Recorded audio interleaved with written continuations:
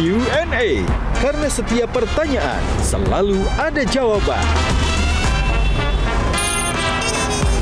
Dipandu oleh Yohana Margareta.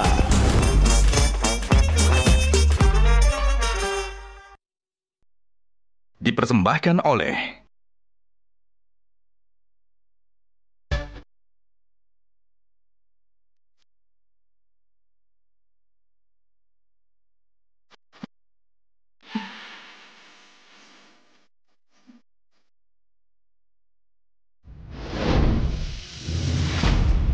Gajah Duduk dipilih karena sudah lama hadir dalam mewarnai perkembangan berbusana di Nusantara dan telah melekat di hati lapisan konsumen secara turun-temurun. Perkembangan sarung sedemikian pesatnya sehingga sekarang tidak hanya dikenakan oleh pria sebagai outfitnya, karena kain sarung Gajah Duduk menawarkan kenyamanan yang sesungguhnya serta tidak bisa dibandingkan. Hal ini sesuai dengan tagline kita, Legenda Nusantara, bahwa sarung adalah budaya kita, sarung adalah Indonesia.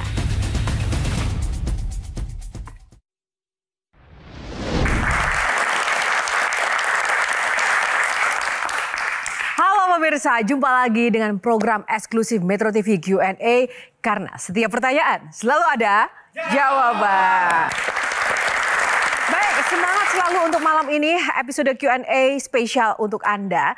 Ia dikenal sebagai teknokrat sejati. Sebagian hidupnya didedikasikan untuk dunia teknologi, khususnya industri penerbangan Indonesia. Itu kata kuncinya, apakah Anda sudah tahu? Nah, satu lagi ini, ia suka membaca buku seperti sang ayah yang juga merupakan tokoh bangsa yang sangat legendaris. Meski lahir dan tinggal sekian lama di lain benua, namun cintanya pada Indonesia tak perlu ditanya. Ia pulang dan melanjutkan mimpi sang ayah agar Indonesia bisa membuat pesawat terbang sendiri. Presiden ketiga Republik Indonesia B.J. Habibie nampaknya harus berbangga. Sang putra kini telah melanglang buana turut dalam kontestasi penting dalam pilkada. Mampukah ia jadi pemimpin harapan bangsa? Langsung saja kita akan undang bintang tamu malam ini, Ilham Akbar Habibie.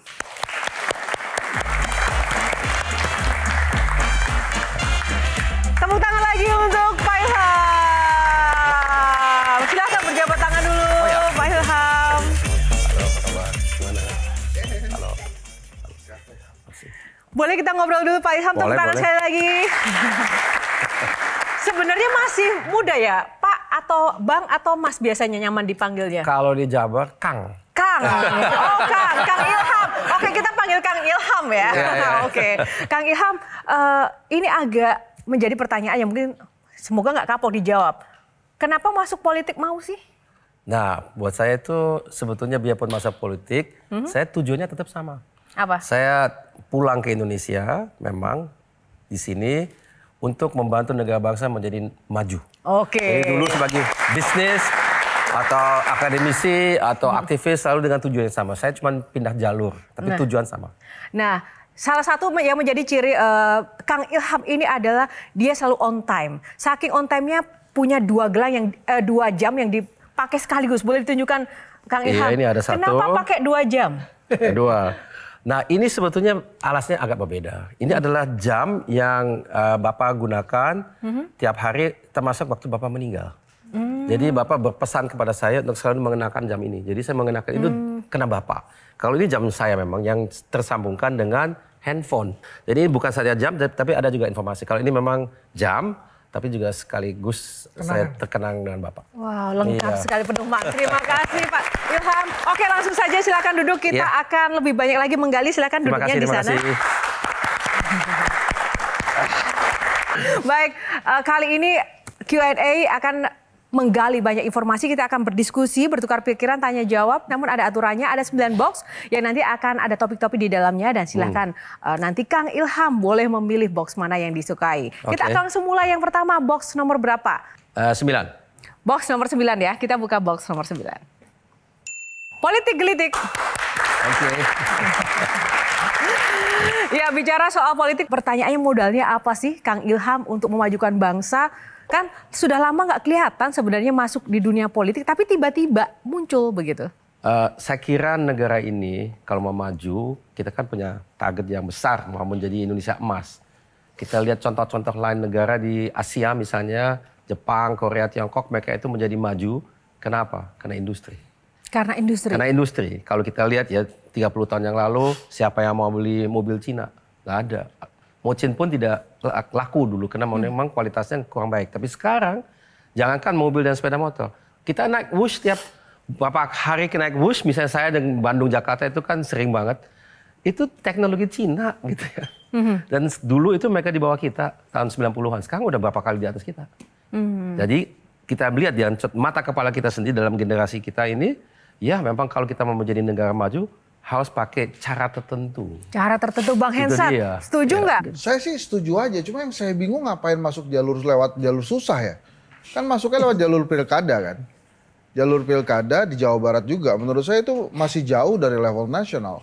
Padahal, menurut saya kalau Pak Ilham mau minta jadi menteri pasti dikasih sama Pak Prabowo tuh. Kenapa nggak mau ambil jalur yang lebih mudah, Pak? Pertanyaan bagus sekali. Karena itu memang sering yang ditanyakan kepada saya. Tapi kalau menurut saya begini, kalau perkiraan saya adalah kalau sekarang dibentuk kabinet, yang diberikan prioritas itu yang telah berjasa untuk Pak Prabowo untuk memenangkan pilpresnya. Jadi mungkin saya tidak termasuk dalam ranah itu, saya kira. Jadi biarpun sering dikatakan mau dibentuk kabinet dengan para pakar, jadi tidak diperhatikan kemauan partai politik ini itu. Tapi belum tentu seperti itu.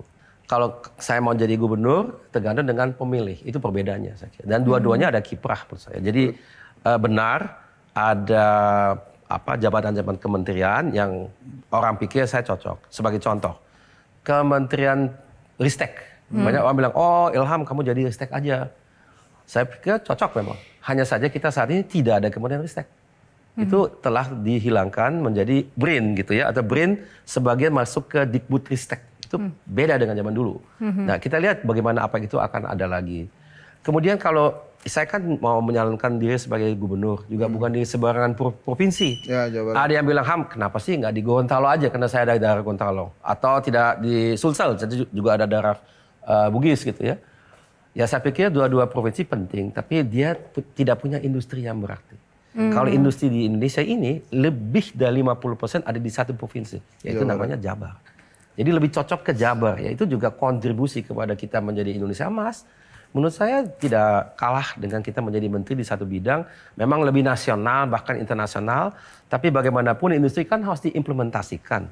Di mana? Itu di daerah. Daerah mana? Yang menonjol dua menurut saya. Jabar, Jatim. Tapi kan gini Pak. Tepuk tangan dulu. Menteri itu akan dipilih Oktober Pak. Sementara pilkada baru November. Tapi dalam perjalanan misalnya. Kemudian Pak Prabowo minta Kang Ilham sebagai menteri. Akan take menteri atau tetap maju ke Pilgub? Saya kira di situ ada kendala waktu. Karena kalau kita mau nyalon sebagai gubernur. Pendaftarannya adalah tanggal 27 Agustus. Jadi kalau dipilih seandainya sebagai menteri itu 2 bulan kemudian. Dimana sudah kampanye berjalan 2 bulan atau sebulan, kemudian udah kita berinvestasi cukup banyak orang punya harapan, jadi janji-janji yang susah itu menurut saya, lebih tidak bermoral kalau kita misalnya tiba-tiba lompat gitu ya, menjadi oh kita tidak terus, kita jadi menteri aja, lebih enak itu. Wow, tidak bermoral. Oke dia. Itu beban dia buat dia, beban. Tapi Kang, kenapa baru sekarang? Kenapa baru muncul sekarang? Banyak yang bertanya juga seperti itu. Iya. Yang saya belajar di dunia politik ada yang namanya momentum. Ya. Kadang memang belum cocok rasanya ya. Jadi katakanlah kenapa nggak 5 tahun yang lalu? Misalnya ya, 5 tahun lalu itu ayah saya baru meninggal. Dan waktu itu memang mungkin secara mental saya belum siap. Ya. Karena ini juga mendadak terus terang ya. Jadi saya beberapa bulan yang lalu mengadakan diskusi dengan teman dan saudara di kantor. Seperti setiap beberapa saat kita mengadakan diskusi lebih ke politik. Apa yang harus kita buat sebagai orang yang bergerak di bisnis, kita punya aktivitas di organisasi, sekarang ada perubahan politik, apa yang kita harus lakukan. Ada seorang saudara yang menyampaikan ke saya, dia bilang, Ham, kenapa sih kamu nggak mau nyalon sebagai gubernur? Saya bilang, saya ini bukan orang politik, tapi dia bilang, Ham, pikirin. Karena yang diperlukan oleh negara kita itu adalah muka baru. Kita mumet lihat itu aja, perlu ada sedikit yang penyegaran gitu. Saya bilang, tidak salah juga ya pemikiran kamu. Jadi luar dugaan saya yang sangat mengejutkan, reaksinya luar biasa. Tapi kan kalau tidak salah apa benar dulu Bapak sempat melarang untuk Mas Ilham masuk Kalau politik? melarang nggak pernah. Bapak tidak mendukung, tidak melarang, tapi lebih banyak... Tidak mendukung, tidak melarang? Tapi gimana Mendukung dong? maksudnya gini, mendukung tidak menyarankan ya. Oke. Jadi saya tidak pernah bertanya, oh saya mau jadi politisi, Bapak bilang nggak mendukung, bukan itu. Ya. Tapi Bapak tidak pernah mengatakan kamu ini harus berpolitik. Tidak. Tapi Bapak juga katakan bahwasannya kita kalau sebagai warga bisa saja kita menggunakan jalur kita masing-masing. Bisa sebagai pebisnis, akademisi, aktivis, atau apa saja, semuanya membantu dalam hal memajukan negara bangsa. Semuanya. Jadi tidak wajib masuk ke dunia politik, tidak wajib masuk ke pemerintahan. Charlie, silakan. Justru itu Kang Ilham yang pengen saya tanya. Karena nggak banyak anak yang bisa mengikuti atau menginspirasi layaknya seorang ayah. Iya. Jadi, dan ini terlihat dari pertama tadi Kang Ilham menjawab, jawaban-jawabannya itu mengingatkan kita semua atas statement-statement almarhum Eyang Habibie dulu. Iya. Kenapa akhirnya masuk politik, saya ini bukan orang politik, dan lain-lain. Iya. Pertanyaannya adalah, apakah itu memang terinspirasi oleh beliau, atau karena ada tekanan, atau itu menjadi beban nggak sih sebetulnya menjadi anak dari seorang presiden nomor 3? Iya. Di Indonesia Yang dicintai dan dihormati, legendaris pula. sangat dihormati. Ya kalau kita lihat diri saya memang nggak bisa melarikan diri dari pengaruh Bapak. Banyak sekali informasi yang saya diberikan oleh Bapak dan Ibu, dan saya banyak sekali belajar dari mereka. Saya dari kecil memang sering dibawa oleh Bapak kemana-mana, tapi saya tidak pernah ada tekanan dari mereka untuk menjadi ini itu ya. Jadi bertemu dengan orang, mereka tahu saya ini anaknya Pak Habibie. Ekspektasinya bisa selangit. Gitu. Kalau saya tidak memenuhi ekspektasi tersebut, itu bisa jadi bumerang. Gitu ya. Dan ada juga tidak semua orang berpikir positif. Ini mungkin kebetulan positif ya. Jadi saya jadi ini memang sebagian kena Bapak dan Ibu, tapi sebagian juga kena saya sendiri. Dan ada proses yang dilakukan sendiri ada juga. Ada proses, harus jelas ada proses, benar. Oke, sedikit saja Kang Maman. Jam tangan ini dipakai oleh Pak Habibie sejak kapan? Yang ini? Iya. Udah lama sekali. Udah lama. Artinya kemungkinan 13 November 99 dipakai Pak Habibie. Itu saya tidak tahu. Oke, katakanlah bisa saat itu. Bisa saja. Itu momentum di mana Pak Habibie merasa dipermalukan oleh MPR. Ya. Karena pertanggungjawabannya ditolak. Ya. Padahal keberhasilannya luar biasa. Dolar 16.800-an bisa jadi 7.000, bahkan pernah jadi 6.500. Iya. Nggak dilihat oleh MPR. Ya. Betapa turbulensi politik itu begitu berat. Iya. Siap menghadapi hal-hal seperti itu? Saya kira saya belajar dari contoh Bapak. Saya waktu itu berada dengan Bapak, bukan di samping Bapak, tapi saya di rumah. Terus kemudian apa yang dilalui dan dialami itu kita diskusikan sekeluarga. Saya lihat bahwa Bapak dan Ibu itu mereka tabah sekali. Mereka tahu bahwasannya ini adalah satu hal yang bisa terjadi sebagai orang yang berada dalam dunia politik. Itu katakanlah itu turbulensi politik. Kalau kita naik pesawat, kita siap dengan turbulensi. Jadi kalau kita berharap tidak ada turbulensi, ya kalau kita beruntung tidak ada turbulensi. Tapi kalau ada, ya jangan kita kaget-kaget. Ya, memang itu bagian daripada alam gitu ya. Begitupun juga di politik. Tapi yang penting apa? Kita jangan jadi korban. Korban itu ya menang kalah juga bagian daripada bagian politik gitu ya. Baik, terima kasih. Abad yang lampau tidak ada yang percaya di dunia Indonesia bisa buat pesawat. Dia bilang, kalian hanya bisa buat becak aja. Ini negara buruh, petani, tapi kayak gitu nggak bisa. Udahlah, lupakan, kita import aja.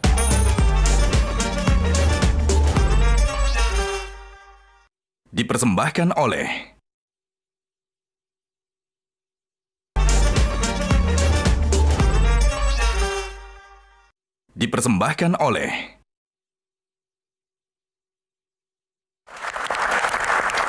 Sebelum kita ulas lebih dalam lagi, kita lanjut dulu. Box selanjutnya nomor berapa? Karena masih banyak box yang menarik, teman-teman.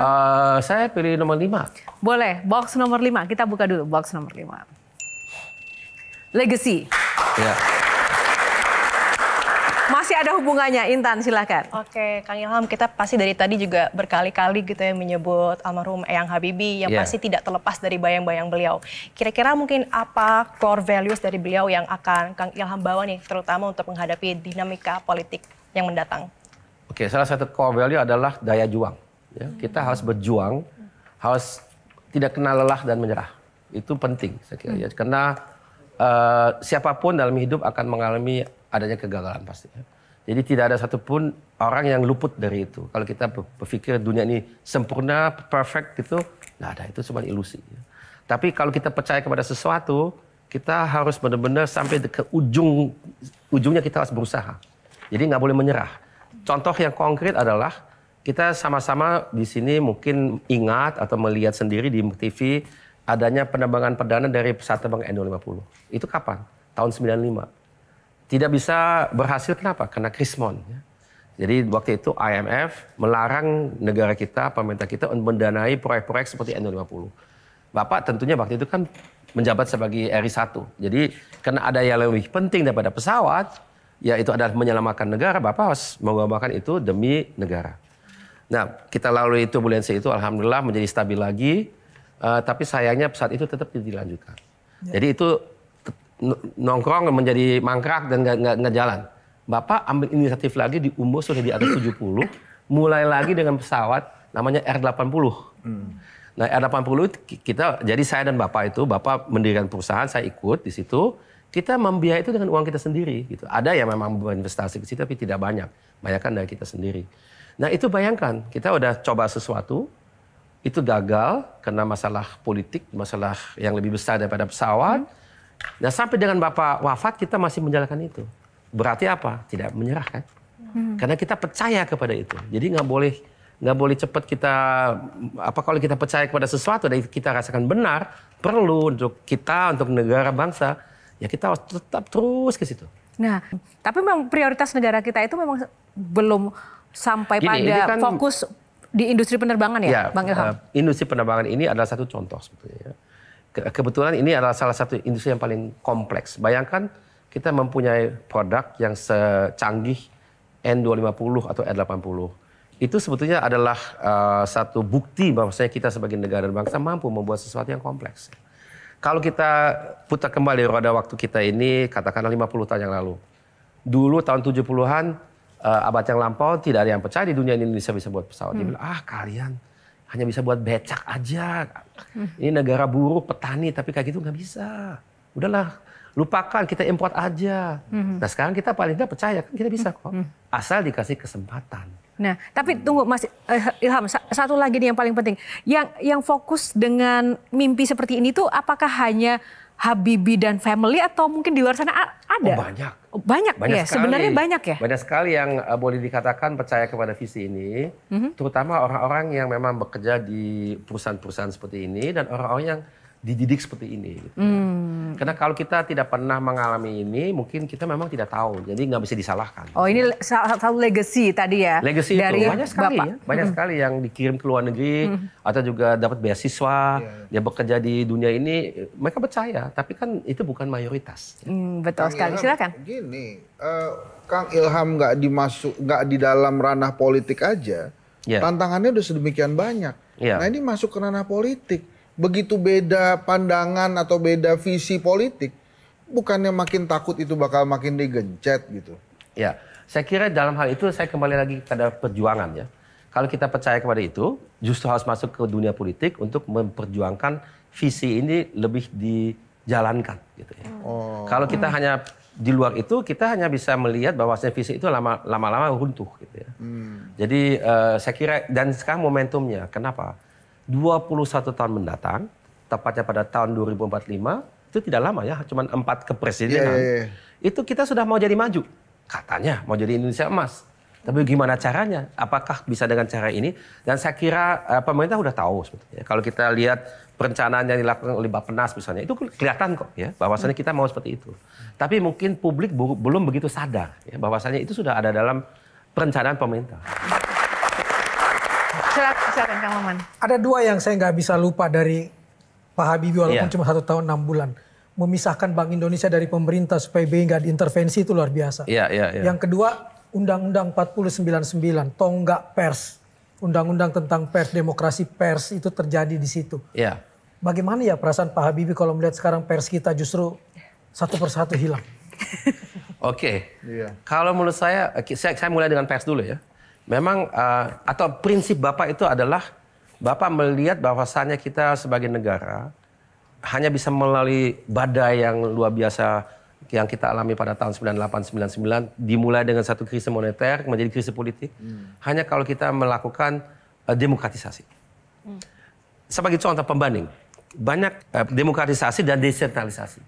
banyak negara lain kayak yang memang dia mau melakukan itu, dia pecah. Kayak Uni Soviet, pecah.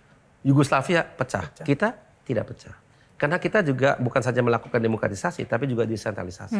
Kemudian juga pers juga harus desentral, maksudnya tidak di bawah kekuasaan, dia harus bebas. Kalau dalam teori kemasyarakatan kan ada yang quintuple helix ya. Itu independen kan, ada pemerintah, bisnis, akademia, organisasi kemasyarakatan, profesi, dan ada yang kelima media. Itu semuanya independen ya. Jadi dengan adanya, sebutlah itu sebagai desentralisasi, itu dalam demokrasi kan ada yang namanya check and balance ya. Jadi itu berlaku baik untuk bank sentral. Jadi dia membuat kebijakan yang tidak diperintahkan oleh pemerintah untuk eksekutif. Kalau demokrasi kan ada eksekutif, legislatif, dan yudikatif. Ini di luar itu ya. Jadi dia bisa independen dan oleh karena itu membuat keputusan-keputusan yang rasional gitu ya. Jadi jangan dipolitisir. Begitupun dengan pers ya. Kalau dia independen bisa memberikan informasi yang bermutu bagi yang mengambil keputusan. Kalau itu pun juga di bawah kekuasaan, ya kita akan informasi yang kita peroleh ya begitu-begitu aja. Setuju. Nggak bisa itu ya. Tapi tadi kan Bang tadi kan menyebut hilangnya pers satu-satu. Yang saya lihat itu sebagian itu bukan karena kalau hilang ya, itu ada faktor bisnisnya juga ya. Karena ada perubahan dari segi bisnis model pers ya. Jadi ada faktor online, ada juga kebiasaan yang baru dari pemirsa, pembaca. Itu juga faktor kenapa ada banyak yang hilang. Tapi bukan, kalau yang saya lihat bukan yang utama bukan karena misalnya ada tekanan daripada pemerintah dia cabut. Kan siup nggak ada lagi. Jadi itu berkat undang-undang itu. Terima kasih. Iya. Baik, terima kasih Pak Habibie. Selayaknya, apakah pendidikan formal atau pendidikan tinggi secara formal itu masih penting menurut Kang Ilham?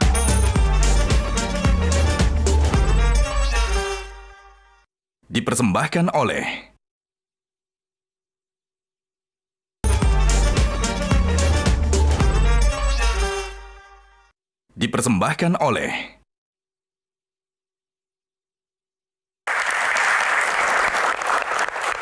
Sedikit saja sebelum ke box lainnya, apa yang disampaikan Bapak atau bagaimana sih ekspresi Bapak ketika beliau itu mungkin bingung atau harus benar-benar memikirkan keputusan yang berat itu, beliau di balik layar itu seperti apa suasananya? Dan apa yang dilakukan Mas Ilham? Kita waktu itu saya ingat sekali ada diskusi menit. Saya diskusi dengan Bapak, kenapa itu dilakukan? Bapak bilang begini, Ham, kamu harus mengerti. Kalau saya tidak lakukan, percaya sama saya, setelah saya nggak ada yang berani, cuman saya aja. Dilakukan. Dan dia bilang ya itu bisa berakibat negatif. Ya biarlah, nggak apa-apa. Yang saya harus lakukan yang benar. Terus Kang Ilham? Ya saya bilang ya saya mendukung dong. Ya. Itu kan Bapak yang membuat keputusan ya. Jadi ya Bapak tahu konsekuensinya seperti apa. Tapi Bapak bilang ini benar, saya tidak peduli mengenai populer atau tidak. Kalau saya tidak memutuskan itu, untuk selamanya kita akan ada beban itu. Karena kita dulu mungkin tidak begitu ingat ya, tapi dulu diserang kiri kanan, Indonesia nggak boleh ini. Sekarang kita kayak dalam bahasa Inggris poster boy. Kita udah nggak ada lecet sama sekali. Kita menjadi contoh baik sebagai demokrasi karena tidak ada beban sama sekali. Tapi bayangkan kita masih ada tim-tim yang sekarang menjadi negara independen, itu buat kita beban besar. Nah, boleh dibagi ilmu dong. Apa value yang didapatkan oleh Mas Ilham sebagai saksi dari seorang Pak Habibie yang mengambil keputusan besar seperti itu? Ya yang saya tadi bilang itu, kita harus berani membuat keputusan yang tidak populer dan menerima konsekuensinya. Baik, terima kasih. Kita lanjut dulu. Kang Ilham, pilih box nomor berapa? 8. Kita buka box nomor 8. Jangan ya, Dek. Jangan ya, Dek. Nah, teman-teman, kali ini kita mau sedikit peregangan ya. Saya ingin teman-teman boleh bangkit berdiri untuk berbaris, termasuk Mas Ilham. Mas Ilham nanti boleh di bagian paling belakang. Silakan. Kita mulai dari Bang Hensat di urutan depan. Sesuai umur, paling tua. Oke. Baik, langsung saja. Bang Hensat.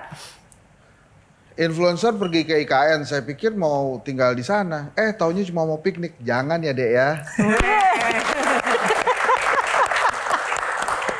Mau bikin pesawat dalam negeri tapi tidak mau berkontribusi. Jangan ya, Dek ya. Kang Maman. Katanya hakim itu pengadil, tapi kok nggak adil? Jangan ya, Dek ya. Membantu orang lain, tapi orang yang dibantu malah lebih ngegas. Jangan ya, Dek ya. Gua pikir alasan nggak ke sekolah karena hujan itu cuma anak kecil. Ternyata presiden juga. Jangan ya, Dek ya.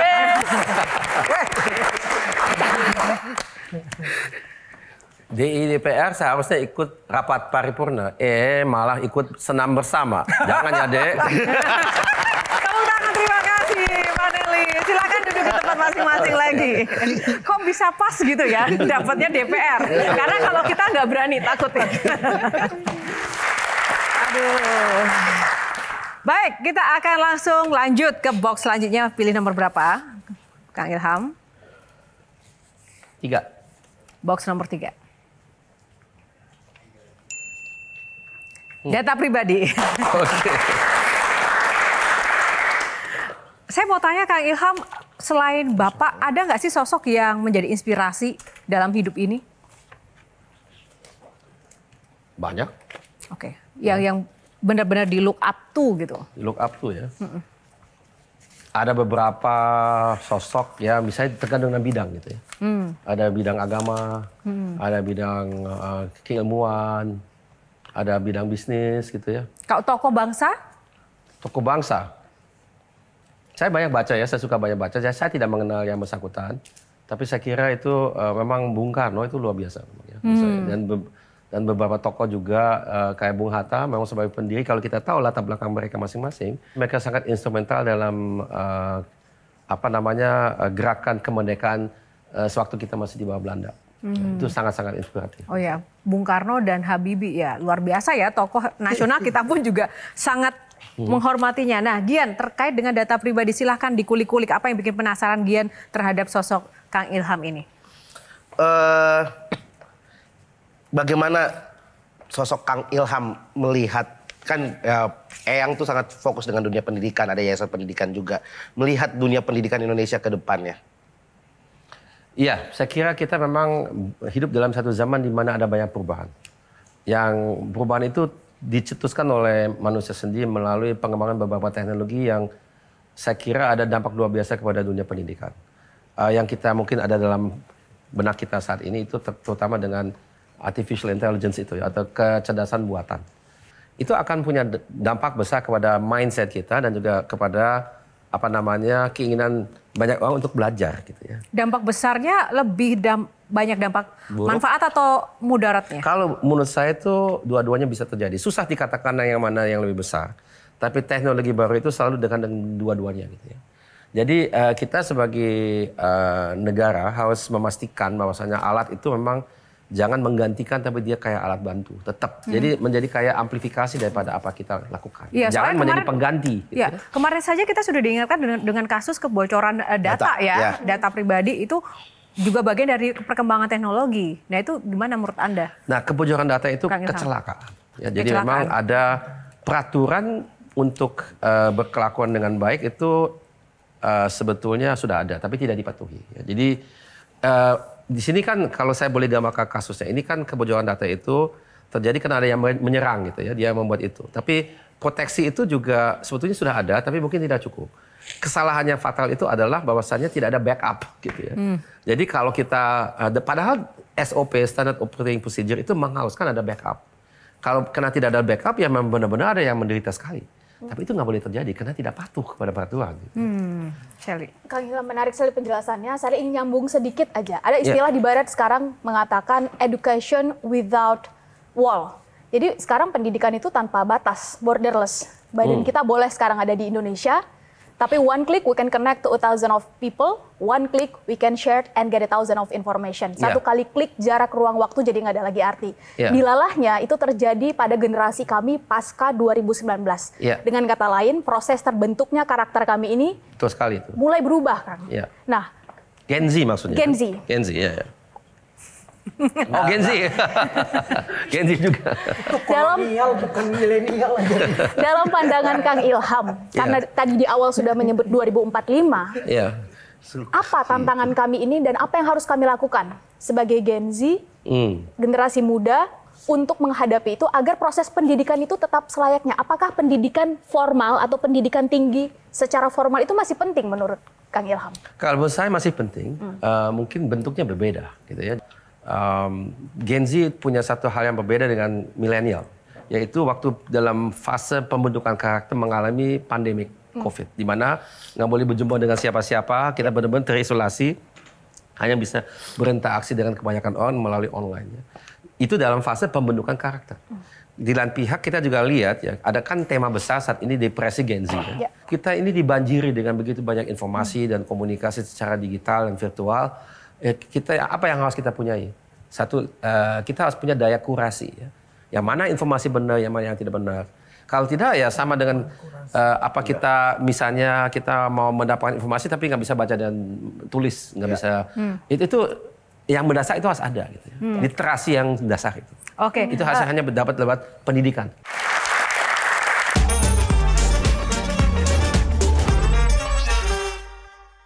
Dipersembahkan oleh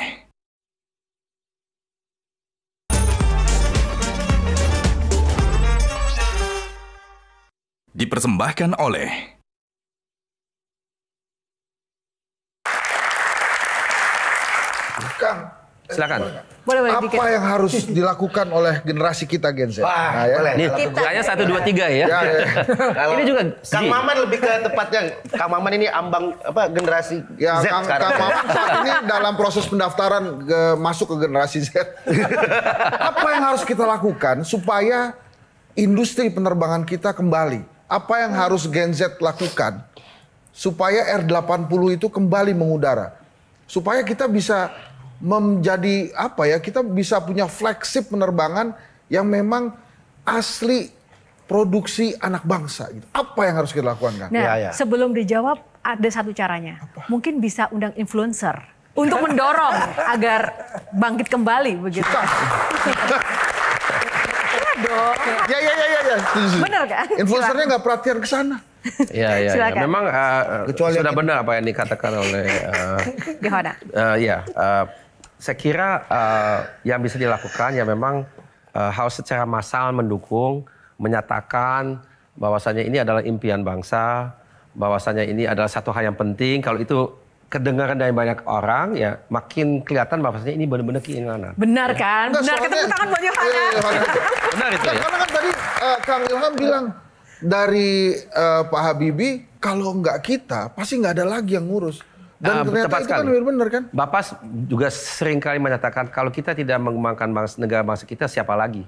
Ya. Harus kita, gitu ya. Nggak bisa kita harapkan orang lain. Orang lain punya kepentingan untuk dirinya, tapi bukan untuk kita. Kita harus mengambil inisiatif sendiri, termasuk ya R80 itu sebagai lambang ya. Jangan kira itu segala-galanya. Ada juga proyek yang lain yang penting. Tapi R80 atau juga pesawat pada umumnya itu sudah menjadi sesuatu yang satu ikon gitu ya. Banyak negara, banyak bangsa di luar tahu bahwasanya kita buat pesawat bisa. Dan tidak banyak negara yang bisa gitu ya. Itu dia respect dengan kita karena kita bisa seperti itu. Oke. Nah sekarang Intan sebagai Gen Z dan juga influencer juga nih. Siap juga nggak sih untuk mengumandangkan semangat mendukung industri penerbangan kita? Pastinya kita juga mendukung. Tapi mungkin juga karena Kang Ilham mau terjun ke dunia politik, tadi kita mungkin bahas tentang edukasi juga. Karena kan nih R80 nggak mungkin terrealisasi kalau misalnya SDM kita tidak memadai. Sementara sekarang ini ada fenomena di mana mungkin kita lebih mengejar kuantitas jumlah sarjana dibanding kualitasnya. Mungkin ada nggak ya gebrakan yang bisa kita expect dari seorang Kang Ilham dalam melahirkan sarjana yang berkualitas supaya bisa berdaya saing dan mungkin juga nanti ada andilnya dalam proyek negara? Oke. Kalau kualitas itu menurut saya bukan saja dari kurikulum akademis, tapi juga dari relevansi kurikulum itu untuk yang akan menggunakan sumber daya manusia yang dicetak oleh dunia akademisi. Jadi yang kurang di Indonesia itu adalah komunikasi dan kolaborasi lintas sektor. Ini ada sektor akademia, itu ada universitas, sekolah vokasional, politeknik, ini ada industri, ada bisnis. Mereka itu punya standar dan norma sendiri-sendiri dan yang lintas itu buat saya kurang. Ya. Itu jadi orang yang lulus itu seringkali ya dia masih harus dilatih kembali, belum cocok. Seringkali karena nggak ada yang cocok, dia ambil dari luar yang lebih cocok. Itu kan sayang. Padahal kita banyak SDM-nya. Tapi ya itu yang saya lihat di lapangan memang itu yang terjadi. Ya. Jadi di lain pihak memang kita banyak punya orang yang pintar. Tapi kepintaran itu tidak akan banyak bermanfaat kalau memang tidak dikawinkan dengan pengalaman dan keperluan yang ada di lapangan. Oke, sedikit saja.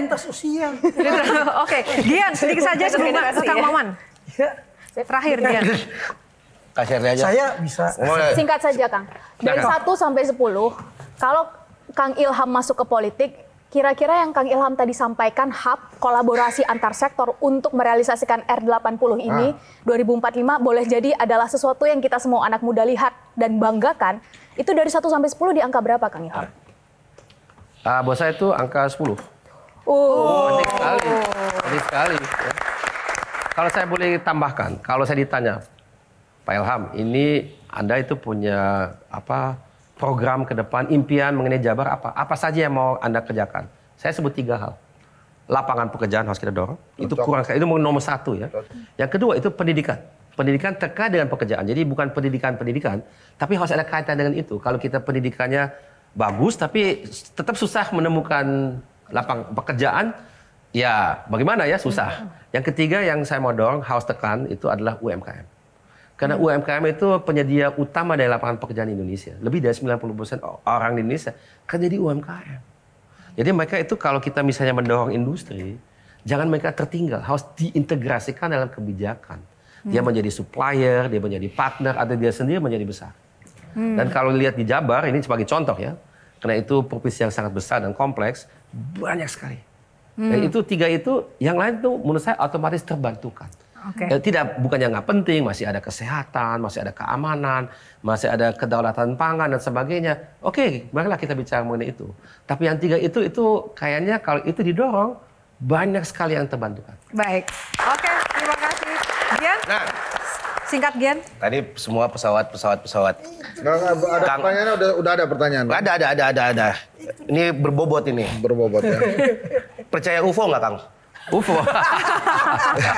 Penting ini, Gen Z banget ini. Gen Z banget. Industri ya, teknologi. Industri bro, Gen Z. Pertanyaan menarik. Saya kebetulan udah berulang kali ikut dalam konferensi UFO, percaya atau enggak? No kan? Ada teman saya dia orang seniman dari Jogja. Saya berulang kali sudah ikut di konferensinya dan memang itu satu tema yang sangat menarik gitu ya. Adanya atau tidak itu kita bisa diskusi panjang lebar gitu ya. Kita nggak tahu. Tapi yang jelas efek daripada kepercayaan terhadap UFO atau tidak itu melahirkan banyak sekali spekulasi yang menurut saya juga mendorong kita untuk bermimpi. Nah itu menurut saya UFO itu adalah manifestasi daripada rasa ingin tahu kita. Ya, jadi kita ingin tahu sesuatu dan menurut saya sih jangan itu dibatasin. Ya. Karena hanya dengan impian yang kita punyai sama-sama kita bisa mencapai apapun saja. Kita harus bermimpi gitu ya.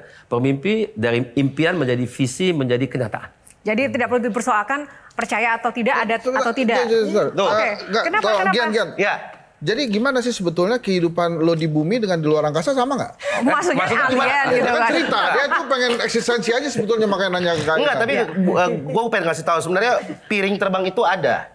Di rumah. Itu piring terbang. Oke, baik teman-teman, ini menarik sekali karena pembicaranya lagi-lagi ya kita juga banyak ilmu ya dari Kang Ilham. Namun waktu kita terbatas, langsung saja saya persilakan Kang Maman untuk mempersembahkan sebuah sajak. 11 September 2019 Pak Habibie wafat. 3 hari kemudian di tempat ini, di studio ini, kami melepas Pak Habibie dengan acara catatan sang teknokrat waktu itu. Dan saya diminta untuk membuat puisi untuk Bapak. Kau lipat kertas putih itu hati-hati. Sudut-sudut kau bentuk, kau jadikan pesawat, lalu kau lambungkan ke langit tinggi. Dan berjuta anak negeri lambungkan cita-citanya ke langit tinggi. Aku ingin seperti Habibie. Tak lantas buatmu melambung, lupa daratan, melayang-layang. Labuhkan hatimu tetap satu di bumi. Ainun. Tak perlu yang sempurna. Cukup temukan yang selalu membuatmu bahagia. Membuatmu berarti lebih dari siapapun. Tutur Habibie. Cinta sejati berbalas sehati. Ainun menatap sang pemilik sepasang mata bola itu. Ruth. Kamu orang paling keras kepala, orang paling sulit yang pernah aku kenal. Tapi jika aku harus mengulang hidupku, aku akan tetap memilih kamu. Sepasang itu satu menyatu, abadi, hingga goresan penghabisan sekali. Dulu katamu Habibie, mati aku takut sekali. Kini tidak lagi. Karena yang pertama kan temui aku di pintu abadi, buku dan Ainun, kekasih hati. Sepasang kekasih kini berbaring bersebelah, mengakhiri kisah mengekalkan kasih. Pesawat itu telah terbang tinggi, berlabuh abadi. Habibi, selamat jalan. Kami semua menunggu giliran. Terbang, terbanglah kekasih, bersua terkasih. Terbang, terbanglah kekasih, berlabuhlah di pelukan Sang Maha Kasih. Habibi. Terima kasih teman-teman. Silahkan closing statement, Kang Ilham. Saya kira yang saya selalu tekankan kepada generasi yang sangat muda, itu adalah kita harus punya PD. Percaya diri. Percaya diri. Jadi jangan kita minder gitu ya. Nggak bisa ini, nggak bisa itu. Oh nggak mungkin kita seperti ini. Itu yang saya, itu kalau saya boleh kutip Bapak lagi ya, karena ini kan banyak dari Bapak ya. Kita banyak tahu mengenai ucapan Bapak terhadap satu negara yang dekat di sini, kita kenal sebagai Singapura. Di Singapura itu orang tahu bahwasanya istilah red dot itu lahir dari Bapak. Bapak yang mencetuskan red dot. Singapura dalam bahasa Inggris ya, maaf. Singapore is just a red dot on the map. Singapura hanya titik merah di atas peta dunia.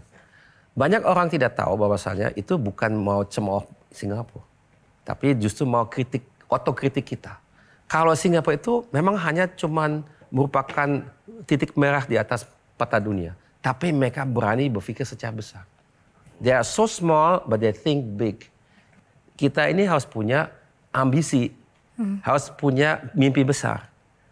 Ya tidak semuanya bisa mewujudkannya. Tapi kalau tidak mulai dengan mimpi yang besar, apa yang kita bisa capai dalam hidup? Baik. Kalau kita mulai dari mimpi kecil, yang kita capai yang lebih kecil lagi. Jangan seperti itu.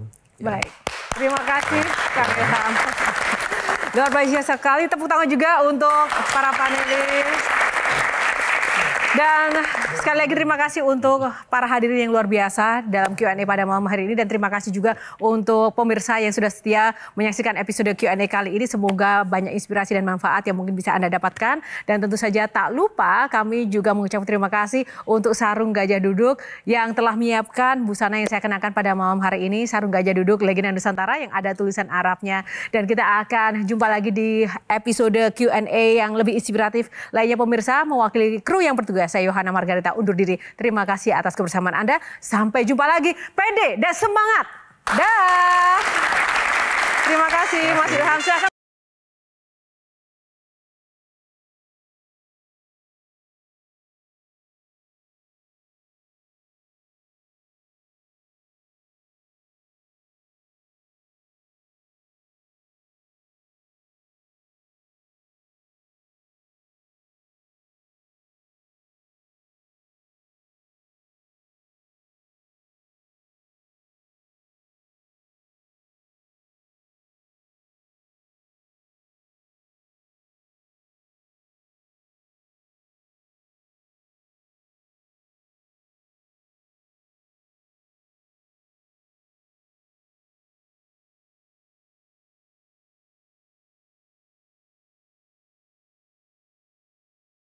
Jelajahi cara baru mendapatkan informasi. Download Metro TV Extend sekarang.